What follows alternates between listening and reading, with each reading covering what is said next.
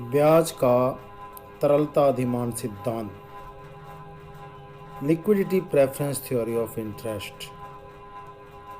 इससे पहले हमने ब्याज की दो थ्योरी पढ़ी, क्लासिकल थ्योरी ऑफ इंटरेस्ट, जिसमें उन्होंने हमें बताया कि पूंजी की मांग और पूंजी की पूर्ति जहाँ पर बराबर होती है वहीं पर ही ब्याज की दर का निर्धारण होता है। उसके पश्चात हमने लोनेबल फंड्स या न्यू क्लासिकल थ्योरी के बारे में अध्ययन किया।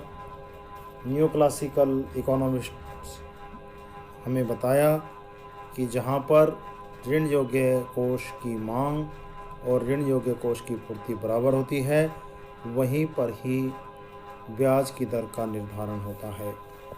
परंतु आज हम ब्याज के तरलता अधिमान सिद्धांत के बारे में पढ़ेंगे।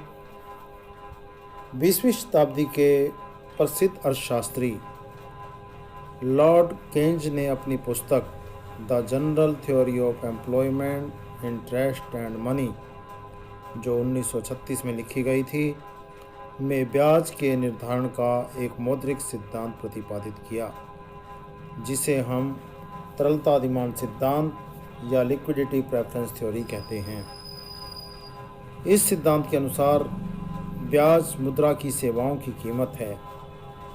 केन्ज के अनुसार ब्याज एक मौद्रिक क्रिया है, क्योंकि मुद्रा की मांग तथा मुद्रा की पूर्ति के द्वारा ब्याज का निर्धारण होता है।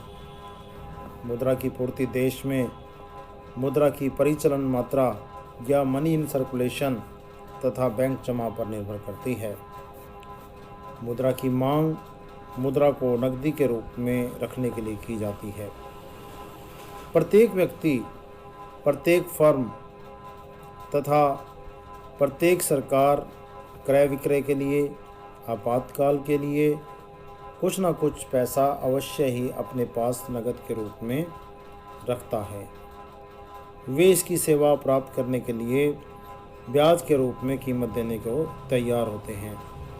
इसके विपरीत जिन लोगों के पास नकदी होती है वे ऋणों की अपेक्षा नकदी को प्राथमिकता या अधिमान देते हैं, जिसका अर्थ यह हुआ कि वे ऋण के स्थान पर मुद्रा को नकद के रूप में रखना अधिक पसंद करते हैं। इसे ही लिक्विडिटी प्रेफरेंस या तरलता अधिमान कहा जाता है।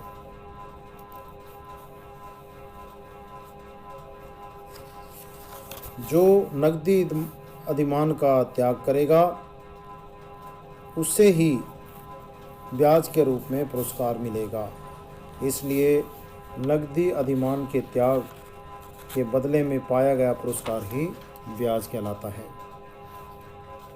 केन्ज के अनुसार ब्याज एक निश्चित समय के लिए तरलता के परित्याग का पुरस्कार है। इस परिभाषा से हमें ज्ञात होता है कि लोग अपने धन को मुद्रा, ऋण पत्र, सरकारी प्रतिभूतियों आदि के रूप में रख सकते हैं। इसमें से मुद्रा के रूप में रखे गए धन का इच्छा अनुसार तुरंत ही प्रयोग किया जा सकता है, जबकि ऋण पत्रों को पहले मुद्रा में बदलना पड़ेगा, तब उसका आवश्यकताओं को पूरा करने में हम प्रयोग कर सकते हैं। इसलिए ऋण पत्रों के रूप में रखी गई मुद्रा का प्रयोग करने में असुविधा उठानी पड़ती है।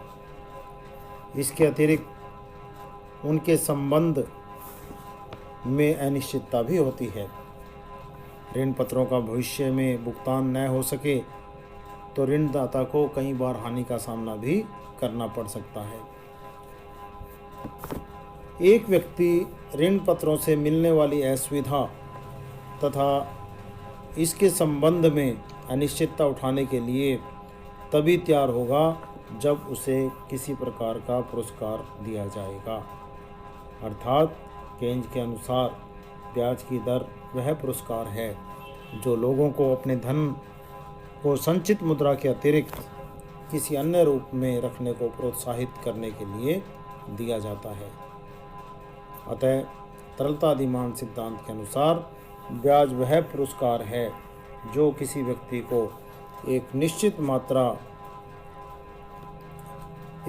समय के लिए तरलता अधिमान के त्याग के लिए दिया जाता है। ब्याज का निर्धारण, डिटर्मिनेशन ऑफ इंटरेस्ट। इस सिद्धांत के अनुसार ब्याज का निर्धारण मुद्रा की मांग तथा उसकी पूर्ति के द्वारा किया जाता है। प्रोफेसर कुरिहारा के अनुसार मुद्रा की मांग तथा मुद्रा की पूर्ति ही ब्याज की दर को निर्धारित करती है। इनका कहने का मतलब है ब्याज की दर का निर्धारण वहीं पर होगा जहां पर मुद्रा की मांग और मुद्रा की पूर्ति बराबर होगी। इनको ज्ञात करने से पहले हमें इन दोनों तत्वों का अध्ययन करना आवश्यक है। नंबर 1, मुद्रा की मांग, डिमांड फॉर मनी। केन्ज के अनुसार मुद्रा के दो मुख्य कार्य होते हैं। एक तो वो विनिमय का माध्यम है, दूसरा धन का संचय करती है। विनिमय के माध्यम के रूप में मुद्रा क्रय विक्रय करने में सहायक होती है। धन के संचय के रूप में मुद्रा भविष्य की कठिनाइयों से बचने तथा सट्टा करने में सहायक होती है। इसलिए मुद्रा की मांग 3 उद्देश्य के लिए की जाती है: क्रय विक्रय उद्देश्य, सावधानी उद्देश्य और सट्टा उद्देश्य। इन उद्देश्यों के लिए मुद्रा का नगद रूप में रखना आवश्यक होता है। इसलिए मुद्रा की नकदी मांग के रूप में प्रकट करते हैं या लिक्विडिटी प्रेफरेंस के रूप में हम उसे प्रकट करते हैं। संक्षेप में केन्ज के अनुसार मुद्रा की मांग तरलता अधिमान के लिए ही की जाती है। लोग अपने धन को निम्नलिखित 3 उद्देश्यों के लिए इकट्ठा कर सकते हैं। नंबर 1, सावधानी। नंबर 1, क्रय विक्रय उद्देश्य, ट्रांजैक्शन मोटिव। प्रत्येक व्यक्ति तथा फर्म को अपने दिन प्रतिदिन के क्रय विक्रय के लिए मुद्रा की आवश्यकता होती है। इसका कारण यह है कि लोगों तथा फर्मों के द्वारा किए जाने वाले व्यय तथा उन्हें प्राप्त होने वाली आय के बीच में समय का अंतर होता है। आय 1 महीने के बाद प्राप्त होती है, व्यय प्रतिदिन करना पड़ता है।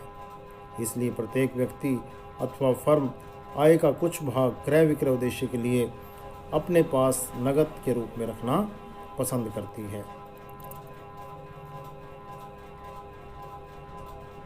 हम क्रय विक्रय उद्देश्य के लिए अपने पास कितनी नकदी रखेंगे वो 3 बातों पर निर्भर करती है: आय की मात्रा, आय कितने समय के बाद पश्चात प्राप्त होती है और खर्च करने का ढंग। केन्ज के अनुसार क्रय विक्रय उद्देश्य के लिए मुद्रा की मांग आय पर निर्भर करती है। LT is a function of Y। सावधानी उद्देश्य, प्रिकॉशनरी मोटिव। प्रत्येक व्यक्ति तथा फर्म को भविष्य में कई प्रकार की कठिनाइयाँ उठानी पड़ सकती हैं। एक व्यक्ति को बीमारी, रोजगार, बेरोजगारी, दुर्घटना आदि का सामना करना पड़ सकता है। प्रत्येक व्यक्ति इन कठिनाइयों से बचने के लिए सावधानी के लिए मुद्रा का कुछ भाग अपने पास नकद के रूप में रखना पसंद करता है। इस प्रकार एक फर्म को मशीन टूटने, आकस्मिक लाभकारी सौदा करने या व्यापार की हानि उठाने के लिए अपने पास नकद का कुछ भाग अपने पास नकद के रूप में रखना पड़ता है। सावधानी उद्देश्य के लिए रखी गई मुद्रा भी आय के स्तर पर निर्भर करती है, अर्थात LP = function of Y। Keynes ने क्रय विक्रय उद्देश्य और सावधानी उद्देश्य के लिए मुद्रा की मांग को M1 का नाम दिया है। M1 = LT जमा LP is a function of Y। कहने का अभिप्राय यह है कि दोनों प्रकार की मुद्रा आय पर निर्भर करती है, ब्याज की दर के सापेक्ष यह नहीं होती। इसलिए M1 का डायग्राम या कर्व Y एक्सिस के पैरेलल होता है, क्योंकि वो ब्याज की दर के ऊपर निर्भर नहीं करता। ब्याज की दरें चाहे कम हो जाएं, चाहे अधिक हो जाएं, लेकिन क्रय विक्रय उद्देश्य और सावधानी उद्देश्य के लिए मुद्रा की मांग के ऊपर कोई प्रभाव नहीं पड़ता। धन्यवाद।